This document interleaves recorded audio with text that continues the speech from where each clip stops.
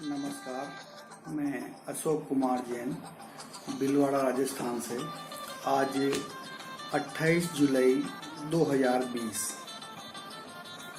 आज मैं आपके साथ एक अच्छे सिस्टम पर बात करने वाला हूं, जो हिंदुस्तान को तकनीकी क्षेत्र में अमेरिका से भी ज़्यादा ताकतवर बना सकता है। वोट वापसी कानून, जूरी कोर्ट। ये वोट वापसी कानून, जूरी कोर्ट क्या कर सकते हैं, इसके लिए एक वोट वापसी पासबुक है।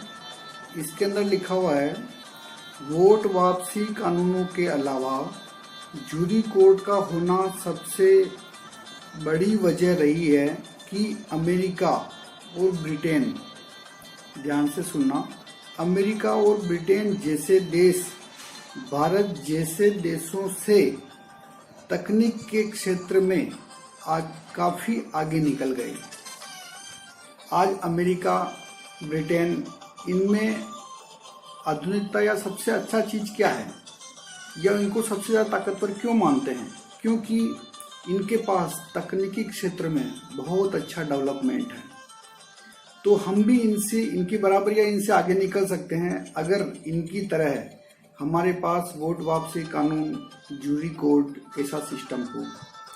ये जो जूरी मंडल है, ये जूरी सिस्टम है, ये जूरी कोर्ट जो है, जूरी मंडल ने वहाँ के छोटे मझले कारखाना मालिकों की जज, पुलिस, नेता, माफिया के भ्रष्टाचार से रक्षा की है, छोटे और मझले कारखानों की, और वे तकनीकी रूप से उन्नत विशालकाय बहुराष्ट्रीय कंपनियां खड़ी कर पाए। सबसे महत्वपूर्ण बात है कि उन्होंने बहुराष्ट्रीय कंपनियां खड़ी करी। किसी भी देश का विकास, उसकी ताकत जो होती है वो बहुराष्ट्रीय कंपनियों से होती है। अगर हम भारत में छोटे और मझले व्यापारियों को, छोटे और मझले कारखाना को बचा पाते हैं, छोटे छोटे उद्योगों को बचा पाते हैं, तो इससे हम कोई बड़ा चीज का निर्माण कर सकते हैं। ये चीज अपने देश में लागू हो, इसके लिए सबसे महत्वपूर्ण चीज है कि हमें एक सिस्टम को बनाना पड़ेगा, एक सिस्टम डेवलप करना पड़ेगा, एक सिस्टम को फॉलो करना पड़ेगा। मुझे अभी अभी ये जानकारी मिली है कि ये सिस्टम को अपन कैसे बना सकते हैं। तो मुझे कुछ ही डॉक्यूमेंट मिले हैं। जूरी कोर्ट कानून, इसको गेजेट में छपवाना है।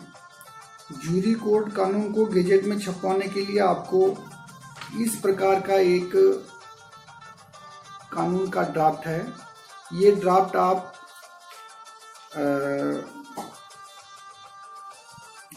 tinyurl.com/जूरी कोर्ट अगर अपन टाइप करते हैं तो उस पर आपको ये जूरी कोर्ट का ड्राफ्ट मिल जाएगा।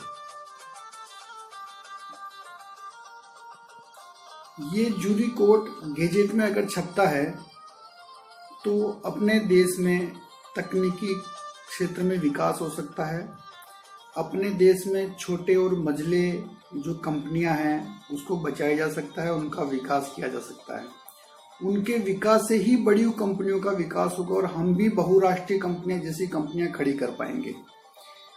इसके लिए इस कानून में पूरा बता रखा है क्या क्या धाराएं छपनी चाहिए। तो गेजेट में छापने के लिए ये अपने को मांग करनी है, क्योंकि कानून बनाने का काम सिर्फ 2 व्यक्तियों के पास है, राज्य स्तर पर मुख्यमंत्री के पास और पूरे देश में प्रधानमंत्री के पास। तो अपने को यदि ये कानून आपको अच्छा लगता है, कानून गेजेट में छपना चाहिए, तो आपका ये कर्तव्य है कि ये कानून की मांग आप प्रधानमंत्री से करें। इस प्रकार के 2-3 कानून और भी हैं, जैसे सरकारी अधिकारियों को प्रजाधीन करने के लिए प्रस्तावित कानून रेगो, REGO रेगो कानून है। इसको छापने से हमारे स्कूलों, अदालतों, थानों, बैंक, मीडिया को सुधारने के लिए लिखा गया है। इस प्रकार से ये रेगो कानून है। ये कानून छपेगा कैसे? ये कानून छपने के लिए इस कानून के इस ड्राफ्ट के अंतिम पेज पर एक पूरा सिस्टम बता रखा है कि आपको क्या करना चाहिए नागरिकों को कि ये कानून गैजेट में छप सके। तो आप इसमें सहयोग कैसे कर सकते हैं। कृपया अपना नाम पता लिखकर एवं 4 रुपए का डाक टिकट चिपका कर इसे 5 तारीख को 5 बजे लेटर बॉक्स में डालें। यदि यह आपकी पहली चिट्ठी है तो चिट्ठी में खाने में सामने 1 लिखें। जैसे ये चिट्ठी है, इसमें ये खाना बना हुआ है, इसमें अपने को 1 नंबर लिखना है। इसके बाद आप चाहे तो पोस्ट कार्ड भी डाल सकते हैं। यदि आप चिट्ठी भेज चुके हैं तो आइंदा 5 तारीख को पोस्ट कार्ड भी भेज सकते हैं। पोस्ट कार्ड में ये लिखें, प्रधानमंत्री जी या मुख्यमंत्री जी, मैंने आपको 5/5/2020 को जो चिट्ठी भेजी थी उसमें दिए गए वोट वापसी कानून को गैजेट में छापें। या वोट वापसी की जगह आपने जूरी कोर्ट का भेजा है तो आप जूरी कोर्ट गैजेट में छापें। #जूरी कोर्ट, आपको ऐसा लिखना, आपका नाम, आपका वोटर ID। इस बात में बताया गया कि अपने को 5 तारीख को 5 बजे ही क्यों करना है। इसमें ये बताया गया है, इस ड्राफ्ट के पीछे जो बताया नागरिकों को सहयोग कैसे कर सकते हैं, उसमें ये देखें कि 5 तारीख को क्यों भेजें। यदि आप किसी दिन यह चिट्ठी भेज सकते हैं, किंतु इस कानूनी ड्राफ्ट के लेखकों का ये मानना है कि सभी नागरिकों को यह चिट्ठी एक निश्चित तारीख को और निश्चित तय वक्त को ही भेजनी चाहिए। क्या तय तारीख व तय वक्त पर ही क्यों भेजें। इसमें लिखा है, यदि चिट्ठियां एक ही दिन भेजी जाएगी तो ज़्यादा प्रभाव होगा और प्रधानमंत्री या मुख्यमंत्री को इन्हें गिनने में आसानी होगी। अगर हम जैसे किसी ने 10 तारीख को भेजा, किसी ने 20 तारीख को भेजा, तो बार बार वहाँ छंटनी करने में दिक्कत आएगी। तो अपने को एक निश्चित तारीख को भेजना चाहिए। चूँकि नागरिक कर्तव्य दिवस 5 तारीख को पड़ता है, तो हम नागरिकों का ये कर्तव्य है कि हम प्रधानमंत्री या मुख्यमंत्री से मांग कर रहे हैं, तो वो एक निश्चित तारीख पर करें ताकि उनको असुविधा ना हो। अतः पूरे देश में सभी शहरों के लिए चिट्ठी भेजने के लिए 5 तारीख तय की गई है तथा आप PM को ये चिट्ठी भेजते हैं तो सिर्फ 5 तारीख को ही भेजें। किसी कारण से अगर आप मिस कर देते हैं तो आपको चिट्ठी बीच में ना भेज के सिर्फ 5 तारीख को भेजना है। ऐसा करने से उनको गिनने में थोड़ी सुविधा रहेगी। तो हमें व्यवस्था के साथ चलना है, किसी को असुविधा ना हो, तो अपने को इस प्रकार से भेजना चाहिए। 5 बजे इसलिए ताकि पोस्ट ऑफिस के स्टाफ को इसमें अतिरिक्त परेशानी ना हो। अमूमन 3 बजे से 5 बजे के बीच लेटर बॉक्स खाली कर लिए जाते हैं। अब मान लीजिए यदि किसी शहर में 100 से 200 नागरिक चिट्ठी डालते हैं तो उन्हें लेटर बॉक्स खाली मिलेगा। अगर पहले से ही भरा हुआ है, 200 चिट्ठी और आ गई तो उनको ले जाने में असुविधा हो सकती है या फिर हम लोग लेटर डाल नहीं पाएंगे। तो अपने समय ऐसा चूज किया है कि जिस समय लेटर बॉक्स खाली मिलेगा, वरना भरे हुए लेटर बॉक्स में इतनी चिट्ठियां आ नहीं पाएगी, जिससे पोस्ट ऑफिस व नागरिकों को असुविधा होगी। और इसके बाद पोस्टमैन 6 बजे पोस्ट बॉक्स खाली कर सकता है। जब पोस्ट ऑफिस वालों को ये मालूम हो जाएगा कि नागरिक अपने कर्तव्य दिवस पर 5 से 6 के बीच पोस्ट कार्ड या अपनी चिट्ठियां डालते हैं प्रधानमंत्री को, तो वो 6 बजे आके सारों को कलेक्ट करके उनको छटनी नहीं करनी पड़ेगी या छटनी भी आसानी से हो जाएगी।